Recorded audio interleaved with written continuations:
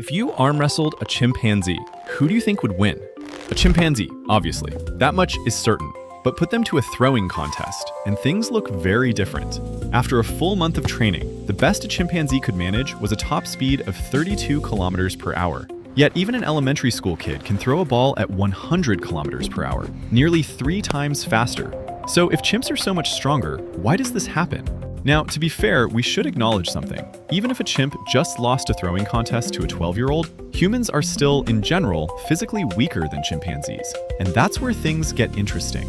Humans can't be neatly sorted into just a few types. Even among people the same age, a student cramming at a desk for 12 hours a day looks nothing like a weightlifter hauling heavy loads every single day. Chimpanzees roughly fall into one category, the kind that spends their time doing pull-ups. But no animal on Earth shows the sheer range of variation that humans do. That's because what we do is so wildly different. One human climbs the Himalayas, another sits painting all day, and another spends hours hunched over a microscope staring at cells. On top of that, we've survived in every kind of terrain imaginable and spread ourselves across the entire globe. Coasts, deserts, high mountain ranges, even the Arctic. The human body survived by training and adapting certain parts of itself to endure whatever environment it faced. And there is an answer to why individual differences are so enormous: muscle. Of all the parts of our body, muscle is what truly sets each person apart. Here's where it gets interesting. Why does muscle disappear so easily? You suffered through endless chicken breast, got yelled at by your personal trainer, slowly built up that muscle, and then you rest for a bit because you're sick, and poof, it's gone. Frustrating, isn't it? But this is not your fault. Our bodies simply don't like muscle. From the body's perspective, muscle is a useless luxury with outrageously high maintenance costs. Because muscle that isn't doing any work still demands calories like a thug shaking you down for cash. We can laugh about it now, but back in the days when food was scarce, those impressive muscles of yours were an indulgence no one could afford. So the body leaves the hardworking muscles alone, but the ones that are all show and no go, it quietly drags them into a back alley and makes them disappear. For a species whose environment changes frequently, this strategy is a real advantage. And no species has faced more frequent environmental change than humans. Then why, if the body treats muscle so poorly, does it just leave the fat on your belly completely alone? The body is quite generous when it comes to fat, because fat is the body's savings account. From the perspective of an asset manager, that's perfectly rational. Of course, it never anticipated that humans would end up eating this much bread. It seems like it'll take our body's manager quite a long time to realize that excessive saving can also be a problem. Now let's hear the first-hand account from that 12-year-old who beat a chimpanzee earlier. It was big and had long arms, so I was scared, but it was throwing at the same speed I used to throw when I was 6. And the kid proudly claimed he himself had thrown at 100 kilometers per hour. With talent like that, a baseball team should sign that kid right away. Though even setting him aside, humans are remarkably good throwers. Want to look for other animals that throw things? Lions? They don't throw, they swat you into the afterlife with those massive front paws. Tigers? Same as lions. Bears? Bears are UFC fans, so they just go absolutely wild and start swinging. So that means humans are the only ones who throw. The ace of a baseball team throws at 145 kilometers per hour, and not just once, but consistently throughout the entire game. Even elementary school kids can throw close to 100 kilometers per hour, 3 times faster than a chimpanzee. Is it because chimpanzees haven't practiced enough?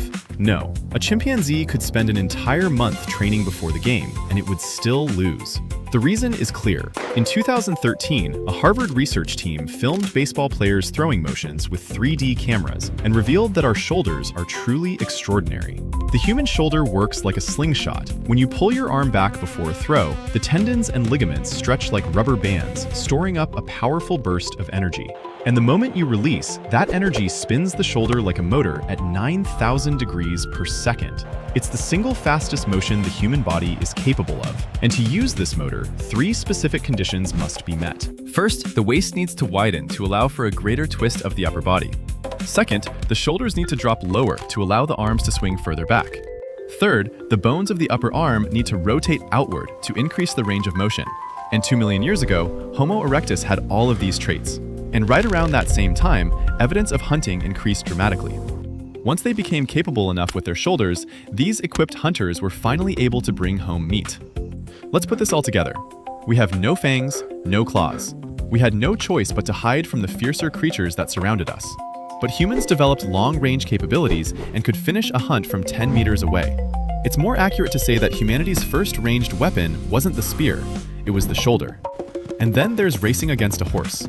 How on earth did a prized horse end up losing a foot race to a human? Let's give credit where credit is due. In a sprint, our performance is absolutely dismal. The fastest human running speed is just over 10 meters per second. A horse can reach 11. The cheetah is in a league of its own. There's no point even comparing. In a 100-meter dash, humans lose to just about every animal out there. But when it comes to long-distance races, humans are no longer dead last. As the horse runs and grows weary, its pace begins to drop, and at some point, the slowpoke trailing behind draws level with it. And after a few hours, that top spot is stolen away for good. We don't pant. The four-legged ones, on the other hand, do. When a dog gets hot, it hangs its tongue out, looks up at you, and pants. And what it's doing is releasing heat. And right there is where the race is won or lost. Four-legged animals are built in a way that makes it impossible to pant while sprinting, because when their torso contracts and expands, their lungs get compressed. When they run at full speed, they have to stop mid-race, find some shade, and pant to shed the heat. Humans don't pant. In fact, as we run, we cool down. And this incredible cheat code is none other than sweat. The entire surface of sweat-releasing skin is one giant cooling system. And here's the key: we barely have any fur either. We are the only animal on Earth with an air conditioner that runs on its own, without ever having to shut the engine off. And then there's the second cheat code, the water bottle. The four-legged competitors might want to lodge a complaint. After all, they have no hands, so they couldn't carry one in the first place. But what can you do? The world of competition is a cold, unforgiving place. Well, we could lodge our own complaint too, asking why we have to run on just 2 legs while they get to use 4. But regardless, we can carry things. And when we run low on fluids, we don't have to veer off toward a water source. We just gulp down the water we're already carrying and keep on running. The ability to sweat and the ability to carry something in your hands, these two traits combined allow for a devastatingly cruel hunting strategy. It's called persistence hunting, and it works like this. You start the hunt at midday, the hottest part of the day. You spook the animal into a full sprint. It tires quickly and tries to find shade to rest. That's when you move in and stop it from resting. You chase it again, force it to run again. You can't match its speed, but you don't need to. All you have to do is keep the animal within sight. And what else do? Nothing. You just keep repeating this. 1 hour, 2 hours, 3 hours. The animal's core temperature keeps climbing. With no time to rest, it can't shed the heat. And then, at some point, it collapses. We never caught it. Its engine overheated and gave out. And you don't do this alone. The more people, the better. You drive, divide, track, and signal one another. Persistence hunting isn't just a feat of physical endurance. It's a hunting method that only works through cooperation. Now, this is a hypothesis. It can't be called a confirmed fact. Some say documented cases of this kind of hunting are hard to come by. But in 2024, roughly 400 cases of persistence hunting were compiled and analyzed. And the conclusion was that this method is indeed sufficiently efficient. The debate is ongoing, but what is certain is that we sweat, and we drink water from bottles we carry in our hands. The human body seems pretty well designed, doesn't it? Don't get too excited. The secrets aren't over yet. Look at your eyes in the mirror. Look closely, and you'll find the truth. Don't know the answer? I can see some of you tearing up with bloodshot eyes. Before the tears really start flowing, let me give you the answer. It's the whites of our eyes. If you look at the eyes of a dog or a chimpanzee, you'll notice the whites are barely visible. That makes it very hard to tell exactly where they're looking. But for us humans, our whites are so large that even a subtle sideways glance of the pupils doesn't go unnoticed by the other person. Humans are social animals. We need to be able to communicate with our eyes alone, so having large whites is absolutely essential. There's actually an experiment that proves this. When researchers showed both human infants and chimpanzees eye gestures and head gestures, the human babies responded more to the eye gestures, while the chimpanzees responded more to the head gestures. Now imagine you've joined a hunting party. You can't make a sound, so your mouth has to stay shut. Your hands are gripping a weapon, so hand signals are out. That leaves only one option: signals with your eyes. Makes sense, doesn't it? But is that really the whole story? This is exactly where we need to pause and think. There is one very famous trap in evolutionary reasoning. It comes from a paper written by 2 Harvard scholars, and the term is called a spandrel. You know how European cathedrals have arches? When a rounded arch meets a square ceiling above it, a triangular empty space is created in between. That space is called a spandrel. And if you visit these cathedrals, you'll find that space beautifully filled with religious paintings. Now here's the question. Was the spandrel deliberately designed to display those paintings? Of course not.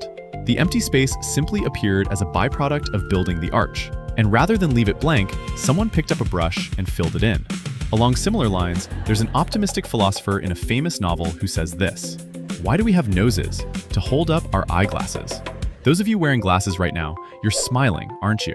And technically, he's not wrong. The nose is what holds up the glasses. But from the nose's perspective, this isn't just unfair. It's grounds for a lawsuit. I was born a nose. I was here first. And you know what? The nose has a point. This is the trap with evolutionary storytelling. We see something that seems useful today and assume that must have been its original purpose. So with the whites of the eyes, there are really two possibilities. 1. The whites grew larger so we could communicate. 2. The whites grew larger for some other reason entirely, and only after the fact did we realize they made it easy to read someone's gaze. And then we started using them for communication. The second option is entirely possible. We may not know which is right, but what is true is that today, just like every day, you sent and received signals with your eyes more times than you can count. Closing. Humans are not weak. Long-range attacks and a relentless endurance that hunts prey to exhaustion. These two extraordinary abilities belong to humans alone among all animals. We seemed fragile, but it turns out we were actually a remarkably powerful species with hidden skills all along. And these two abilities are really the same story. Both are ways of winning without ever making direct contact. A lion has to get close to win, which is why lions end up with broken teeth. A crocodile has to bite to win, which means it has to get close. We don't. We elegantly hurl something from 10 meters away, then leisurely follow for 3 hours. And just like that, we win, without ever needing to close the distance. But gaining these skills came with trade-offs. When we lifted our hands off the ground, we lost speed. When we shed our fur, we became vulnerable to the cold. When our bodies became quick to shed muscle, we fell behind in raw strength. But all of that was a transformation made to win in a different way. Some of what we covered today is well established, and some of it is still uncertain, not something we can say with confidence. So this video too may one day turn out to be wrong. Then please come visit again at that time, though I doubt there will be much I can do for you.